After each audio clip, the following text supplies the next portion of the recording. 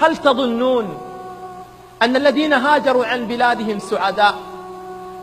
هل تظنون أن أهل سوريا، أهل فلسطين ممن غادروها، أهل ليبيا ومصر والعراق، أهل اليمن ممن غادروا بلادهم، هل تظنونهم سعداء؟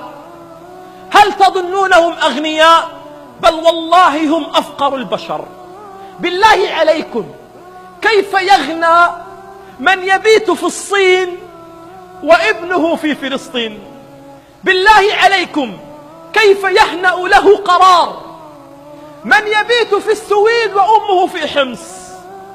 بالله عليكم، كيف يهنأ وينام الليالي الطوال من يبيت في ألمانيا وابنه في بغداد أو في القاهرة؟ بالله عليكم، كيف يهنأ وكيف يعيش؟ أتضيق بنا جدراننا؟ أتضيق بنا حارات الصبا؟ أنبيت نبكي في الغربة الدمى؟ أنبيت نبكي في الغربة الدمى وتضيق بنا جدراننا وتضيق بنا حارات الصبا؟ هؤلاء الذين ختموا على جوازات سفرهم غربة ولم يحددوا لهم التاريخ، علقوا لهم لافتة كتبوا عليها رافقتكم الذكريات.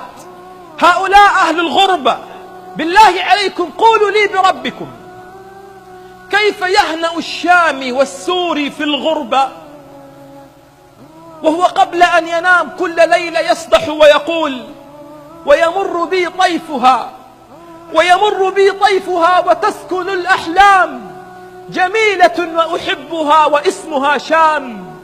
ويمر بي طيفها وتسكن الأحلام، جميلة وأحبها واسمها شام. بل بالله عليكم، كيف يهنأ الفلسطيني في المهجر وفي المنفى وهو ينام كل ليلة وينادي ويصدح: أحن إلى خبز أمي وقهوة أمي. هؤلاء أيها الكرام الذين صارت كل شوارعهم حدود، هؤلاء الذين أصبحت حتى ضحكاتهم ذكريات.